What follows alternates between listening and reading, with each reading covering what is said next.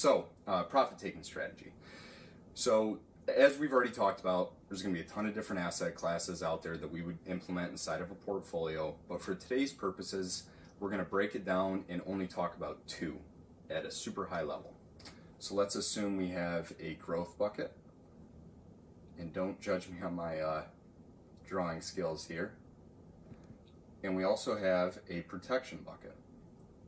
So inside of these different buckets, we're going to specifically own asset classes that don't move in tandem with one another. So inside of here, we'll have our large growth and international and small cap stocks and emerging market stocks, etc., etc. So in the protection bucket, we'll have long-term bonds, short-term bonds, inflation-protected bonds. Get the idea there. So for argument's sake, let's say we start out and we review your risk tolerance and how much gyration you could withstand in a portfolio, and for you to meet your goals, the least amount of risk we should take to earn the expected return we're shooting for, let's just say it's 50-50 in each bucket.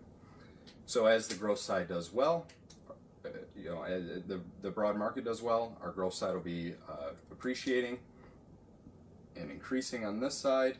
But because this side is doing so much better than the protection side, as the market's doing well, we'll still be slow and steady on this side, but maybe we're out of whack by the time we get to the end of the year. So what we would actually want to do, and this is kind of counterintuitive, you actually want to sell the things that are doing well and buy more of the things that aren't doing as well, keeping that overall asset allocation in mind, ensuring that you don't get too far out of whack. This is extremely important to have this discipline in place, really, because as the markets start to gyrate and things get turbulent, you don't want to get out of whack, and you need something that's going to keep you honest to your overall goals. So let's say the opposite happens. You probably see where I'm going with this. We would want to lock in profits on the protection side and rebalance to the growth side, again keeping that overall asset allocation in mind. Maybe it's something as simple as large growth did really well and we're now underweighted in large value, so we want to lock in gains there and buy more of the things that aren't doing as well. So the thing I really like about this profit-taking strategy is it's not an all-in or all-out type of decision, right? There's a risk tolerance spectrum that's going to go from very aggressive to very conservative. So if you're more aggressive, we would just own more on the growth side and less on the protection piece.